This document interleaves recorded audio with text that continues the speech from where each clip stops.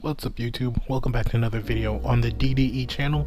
My name's Dom and I'm going to try to make this a fairly regular thing to start doing where I do month recaps. I basically round out what happened the past month, some news, maybe and then we go on to what I think that month will be remembered by, whether that's best, worst, whatever comes to mind, you know what I mean? We'll be doing the May month recap, so all the news will come at the very end, so I want to give my personal opinions on how I thought the month of May went, so let's get straight to it. Starting with the best match of May, I was juggling two of them. I landed on one with more sitting on, and also the realization that it did happen in May, was the El Grande Americano versus El Grande Americano mask versus mask match. That happened on May 30th. I forget, in my mind it already happened in June, but no, it was May, so that counts. The other one I had on my list was Auska versus Auska at Backlash, because that was a phenomenal match. But yeah, this I'm going to try to not spend too much time on like a bunch of my entries for this and the news to make this video fairly short. But yeah, honestly, it's already being talked about as one of the greatest matches of the year, and we're already halfway through. And star ratings don't matter. Dave Meltzer's opinions don't fully matter to me, but the fact that Dave Meltzer puts this within the top 100th of best matches of all time is truly speaking. Like, this isn't like, oh, this is the best match of the year, so top 100, best match of the past 20 of the decade, of all time, since wrestling has started. And Dave Meltzer put this match in the top 100. I think it's what, 72. It's 72 or 75. Either way, it's in the top 100. So yeah, this right here, best match with the best story, honestly, and the best ending of Chad Gable being revealed as the OG Americano, leaving the only Americano in the business. That was actually a really good match, and I got to see that, not live, but I got to watch it as it was going on. I was caught. It was amazing. The worst match of May, I might not do this one for a lot of them. Same thing goes for wrestler too, because I actually kind of don't want to make this all a very negative list, but I thought about it for a little bit, and the worst match that I watched was Nia Jax and Lash Legends versus Brie and Paige on SmackDown. I didn't even want to really, yeah, that's also the other reason. It was a TV show, so it doesn't matter. But I don't know what it was about this match in particular. For whatever reason, I just did not like it. And I think not liking the match is fine, but for it to stick with me and just being like, I don't know why, it just wasn't a good match to me. Their match at Saturday Night's Main Event was a lot better, and I think that's also why it sticks with me more, is because it's like, y'all can do good matches, but y'all just didn't have a good match tonight for whatever reason. It was weird, it was off, but worst match. I don't have too many. That's partially why I don't want to do these worst lists for the month recap. But I gotta give the worst of the worst.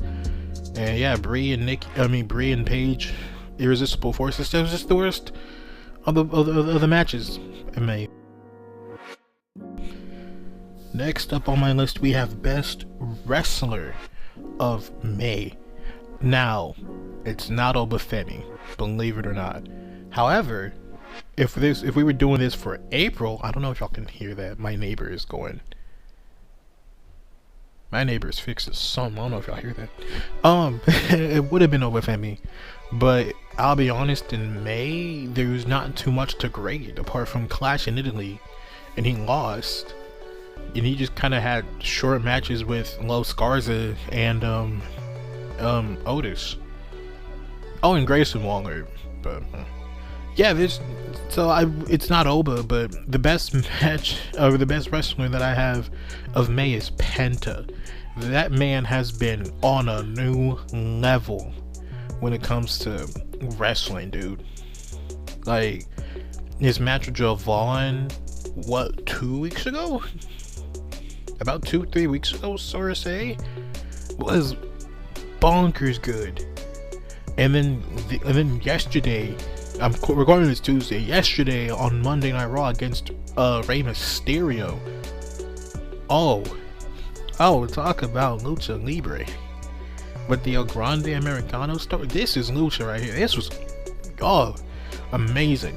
And I'm not gonna and this doesn't really contribute towards his positioning as best wrestler, but I wanted to also highlight the 6-man ladder match he had at WrestleMania was also very good, with Javon and Ray in there too.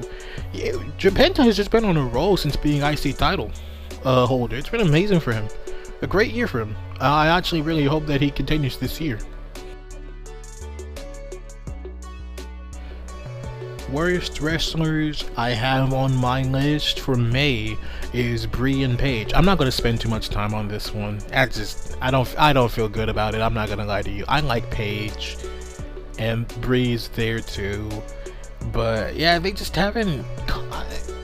Since Paige's return, actually, I was just sum it up. Since both of their returns, it's just kind of been there. Like Bree came back at Royal Rumble, has just been slotted in with Nikki Bella, and then they've just been doing not even really been doing tag team matches. They've had what, 3 tag team matches in total? I think 2 actually before Nikki's injury, and then come WrestleMania, and then we get Paige come back, and then Paige has just been slotted into the tag team division where honestly she should be fighting for the IC title. She could be fighting Liv Morgan for the world champion, but no, she's fighting with Bree against the Irresistible Forces. It's just not been a good year for them. I'm sorry. I might not do this next month because I feel bad. I want to like it, but I don't. You know what I mean? Yeah, they'll probably be the worst wrestlers of the month of May. The best segment of May was the Gingerbread Man's funeral. I'm telling you guys, this was so good. This was better than it should have been. Like, I didn't because I'm not gonna lie, I was teetering the line, because I liked GBM. I liked Trick, Yachty, and GBM. I enjoyed that. And then Sammy attacking GBM was kind of funny. Oh, throw up the X sign. Oh, he's not okay. The doctor's telling him that he didn't make it. That being the reason Sammy and Trick had their rematch at Backlash was kind of funny. And then they threw up the graphic of like, yeah, RIP to GBM. And I left, and I'm like, now we've taken this a little too far. I like the paying homage and respects to GBM. A funeral is a bit much, but oh my god, when we got to the funeral, they did it perfectly. Throughout the night, having wrestlers pay their condolences, Sammy lose his absolute mind.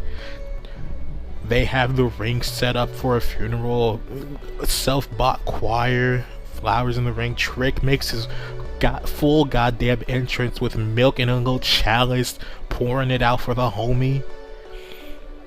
Sami Zayn interrupting, causing a ruckus, only to then attack Trick Williams for GBM to rise from the dead, to be revealed as Little Yachty to take out Sammy. Bullshit wonderful. I love this. This was honestly the best thing I've ever seen, segment wise, in so long. It's so good. It shouldn't be that good. Best. Now, the worst segment I'll keep, because there's some bad segments. This is more of a booking thing than the wrestler's thing in a way. But worst segment was the announcement of the John Cena Classic. And I only put this as the worst because I still don't know what the fuck this thing is. I still don't know. And also, it's a personal thing where it's like we spent a whole year celebrating the career of John Cena, like, and I know it was more of a thing of like, yeah, by the time this last date hit, he'll never wrestle again. I knew that, but I was partially hoping that he would retire and we wouldn't see him for a year, because I repeat, we spent a whole year celebrating, mourning the career of John Cena's career. Oh my, we're gonna miss one of the greatest of all times, and you're never gonna wrestle again. I can't. Only to them have that be a year later, hopefully. But no, he's just been like, yeah, I'll be at WrestleMania for both nights. I'll also be at Backlash. It's like, John, fuck off. Go away for a little bit longer.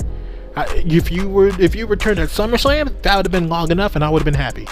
I would have been happy with that. But now he's just back, kind of just offhandedly, like, yeah, I'll show up at this PLD. It's like, go away, John. Anyways, apart from that whole little rant thing, I don't know what this thing is. He announced it because he wanted. I didn't even write it down. I should have written this down, but he wanted to highlight the future greats of the WWE, and so he's holding a John Cena Classic that may or may not be a tournament that will be fan voted for a John Cena Classic World Champion or some shit. Like, I don't know. I don't know what it is, and I don't like that. If I don't like that, I don't know what this is. That makes me angry. You're making me angry, John.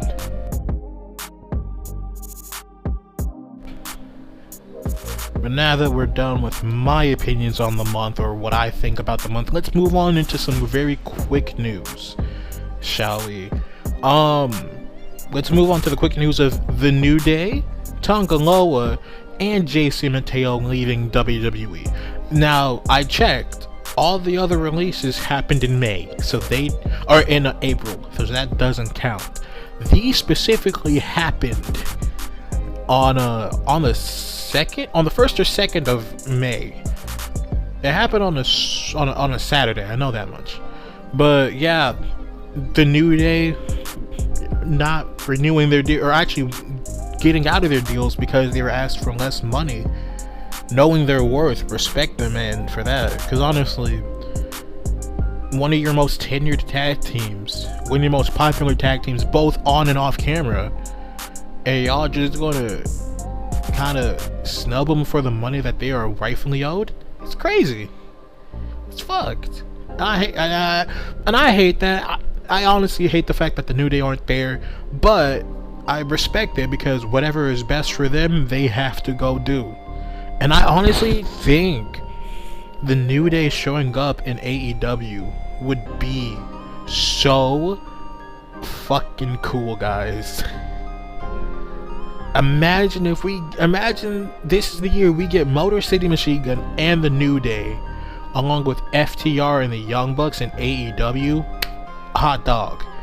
And I want to quickly talk about Tonga Loa and JC Mateo real quick. I didn't have too much of a connection with them specifically, but more or less I didn't have much of a connection with the MFTs. I thought MFT as a group was fine. They were cool. They had a cool little entrance. I enjoyed the little lantern showing up on their faces while Solo made his entrance. I thought that was kind of sick. But at least me, I haven't heard the story behind their exit. I only heard of the New Days, but I believe JC Mateo's already made a comeback. Jeff Cobbs, I think he already made a comeback. I don't remember where, but somewhere. I was scrolling through my Instagram feed, and I saw Jeff Cobb returns to the ring. It's like, good for him. Here, it's weird. He immediately feels cooler outside of the WWE. I watched him make his entrance. I was like, nah, that's a superstar right there. He felt much cooler outside of WWE. That's crazy to me. But yeah, I just wanted to kind of run through that real quick. What a month it's been, dude.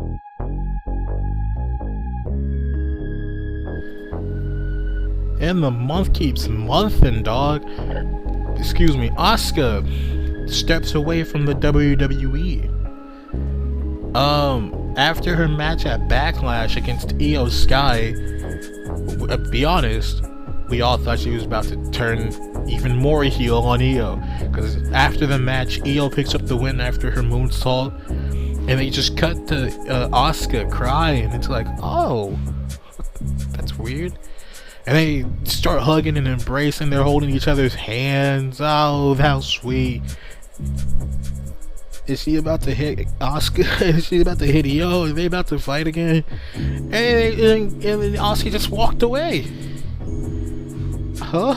What was that? And I was going online because I didn't think I thought it was a little weird, a little off, but I didn't think far much of it until I started looking at a bunch of people. It's like, is Auska retiring? Is Auska leaving? Is Auska retiring? And I'm like, oh, you know what? Now that makes more sense. And it didn't really fully help the case of Auska showing up, flying to wherever they were, flying in just to say, yeah, I'm gonna be Leon. I'm happy you beat me, and I'm happy you have the torch because, yeah, I'm gonna be going away now. Bye. And it walks away after hugging Io. So is she gone? Is she done? And we wouldn't get an update until I think a couple of days to a week later, where Auska posts on her YouTube channel. Go subscribe to her. I think she's a fine, good YouTuber. But she finally gives her update on what's been going on and what's going to be her future, which I'm going to summarize real quick, but I want you to hear it from her own words too. But basically, she's just going to be taking an extended leave from full-time action in WWE. She's back in Japan. She's going to be doing what she needs to do. She has a dog now. Cute little dog too. Big Body Boss, I believe the dog's name is. Cute as dog.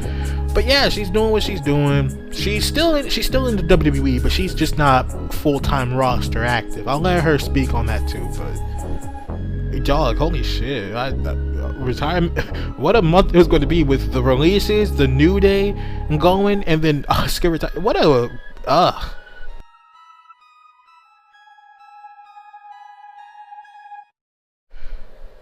next on the list, I have that Ted Turner passes away. Yeah, he passed away in May. I didn't look up the full date, but yeah, fucking like a big name in the wrestling world, and a big name in the entertainment world. Yeah, he founded CNN, launched TBS, TNT, Cartoon Network, and Turner Classic Movies, dog. I actually didn't know he launched Cartoon Network until his passing, where they started talking about him, mainly on AEW. Yeah, bro, it sucks. I don't really have too many things to say about this. It is news, and it does. You know, you hate to. It's just the world. You live, you die. But even with the fact of knowing you live and you die, it still sucks to learn the passing of a person, their family, what they're going through, the people who were closest to him within the industry, what they're going through. It's just the worst. So yeah, alright, rest in peace, Ted Turner, dude. Great man. And finally, I'm going to be touching on the Ludwig Kaiser arrest. I'm not going to talk too much about it, because by this point, everything you already need to know has come out, whatever the fuck's going on. Because there's been a bunch of conflicting things about it, like, oh, here's what the victim says, here's what WWE's saying, here's what this person. A lot of stories are just running about. But yeah, he was arrested within May for battery, after attacking his neighbor, who, I mean, nonetheless, the story, regardless of what side, hasn't changed, where his neighbor did make a comment to Kaiser about him and or his girlfriend, or yeah, a girlfriend.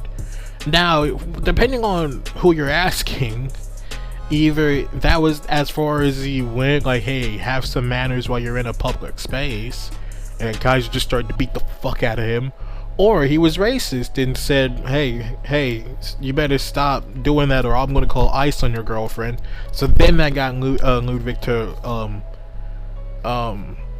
retaliate. Either way, there was a comment that was thrown between the neighbor and Ludwig, and the attack happened. Now, what happened? So like there's no real like conspiracy of like, oh well, we don't know what happened. No, it's just we know what happened. We saw what happened. Well, we didn't see what happened. We heard what happened. It's about how we got to how it happened. Either Ludwig overreacted at a comment, or he's racist. That's the one puzzle key that we don't have. However, within the court docs, though, he was bailed out on either $10 or $100,000, either $10 or $100,000. I can't remember which one. But he was bailed out, and the person who bailed him out was none other than his good friend, his ring general, Gunther. What a nice man Gunther is. He's not a career killer. He's a career saver, because had he not saved this man's career from jail, we might not have gotten the mask versus mask match, let's be honest. But that's neither here or there.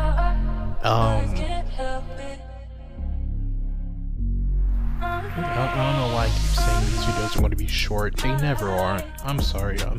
I feel like I wasted y'all's time. I keep saying these videos are going to be short, they're not. But this is the end of the video. So I guess, depending on how long it takes me to edit this, maybe it will be short. Who knows? Anyways, if you like the video, make sure you like, share, comment, subscribe, turn on the bell icon, so be notified whenever I upload. Yeah, but I'm gonna try to make this a monthly thing. Try is the biggest thing is the biggest word I can like hyper focus on, because I'm gonna forget and I'm not gonna care that much. This is more of a test to see if it like how much I like it and how much y'all like it. So yeah, I'll see you when I see you. Bye. I forgot to grade the month. B+. Good year. Now bye.